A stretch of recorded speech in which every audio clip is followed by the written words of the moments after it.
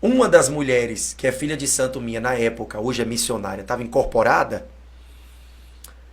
o orixá que estava à volta ali, a entidade disse assim, eu não quero nenhum trabalho aqui feito hoje. Eu não quero nada do que tem aí a gente quer. Não pode fazer esse trabalho. Porque veio uma ordem lá de cima. A primeira vez que você ouviu isso. Eu fiquei assustado porque eu já tinha o hábito de fazer as coisas e darem certo. Sim. 7, 14 e 21, né? Porque é assim que é trabalhado lá dentro. Então, quando eu fui fazer o trabalho, eu me espantei. Porque a própria entidade que falou. Veio uma autorização para a gente não mexer nesse rapaz. As velas, todo o trabalho, todos os animais que eu tinha feito, o sacrifício, que eu tinha decapitado, Gente. a entidade disse, pode parar o trabalho. Pra você foi Eu recolhi o que deveria ser recolhido, joguei no lixo, o que deveria ser jogado no lixo. Imagina 10 mil reais de material. Nossa. 20 cabeças de bode. Imagina isso. Para fazer uma amarração. Né? Entidade perigosa. Exu, tranca-rua das almas.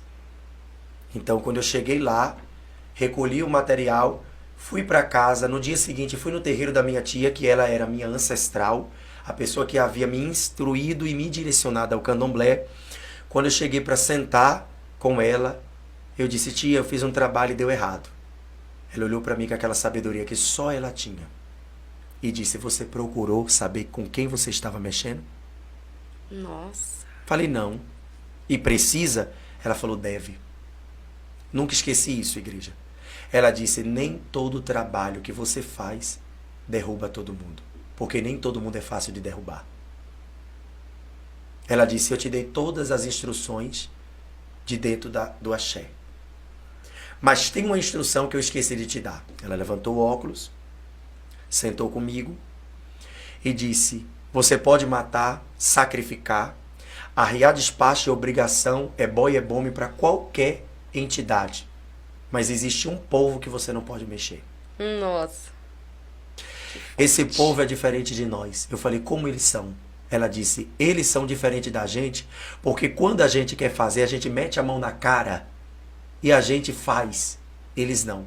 Eles vão para casa e faz uma reza de pé para trás e o que é para dar certo dá errado. Nossa. Eu disse pé para trás, ela falou, eles se curvam diante do Deus deles.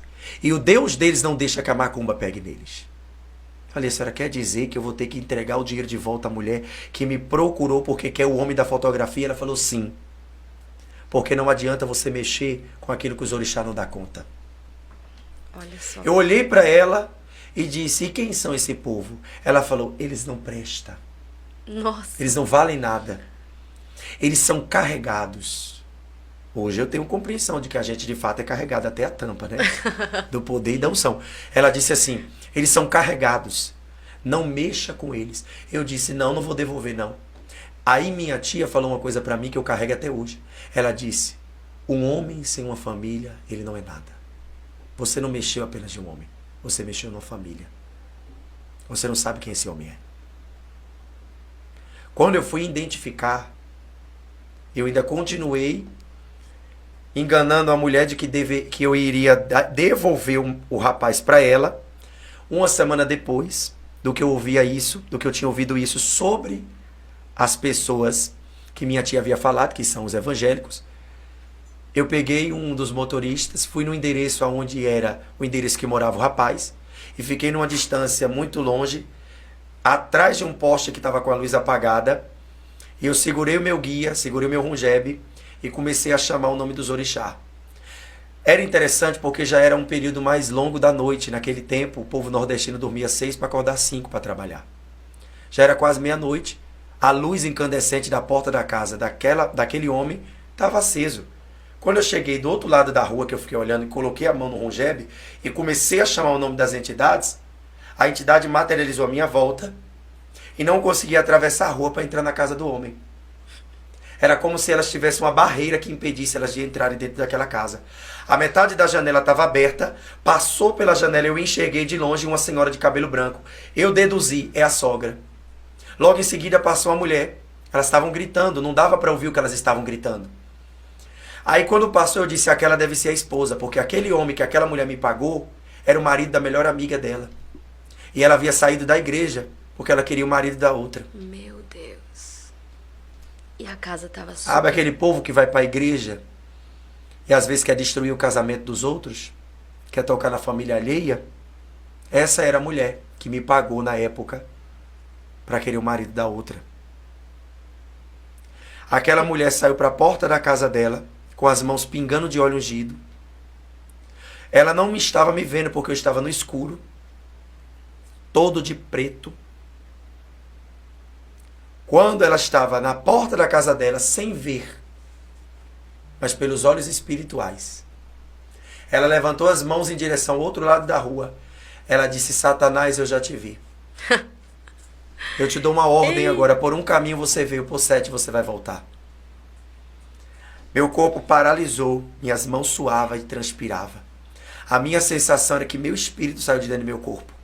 Nossa, que A experiência. autoridade daquela mulher foi tão grande que ela gritava que às vezes o pescoço dela ficavam para fora e ela disse assim, eu e minha casa serviremos ao Senhor. Olha só. Sabe o que ela estava fazendo? Anos depois, me tornei evangélico. Fui tomar um café na casa dela, sem ela saber que eu já tinha feito trabalho para a casa dela. Ela disse, você acredita que sempre eu vejo um demônio na porta da minha casa, já vieram fazer até trabalho na minha porta? Eu olhei para ela e disse, fui eu que vim fazer. Outra pergunta que eu ia fazer, você já encontrou com alguém que Já você... encontrei. Infelizmente, vergonhosamente já encontrei, até porque a Bíblia diz que nada em oculto que Deus não venha trazer em revelação, né? Não há nada em oculto que Deus não traga à tona.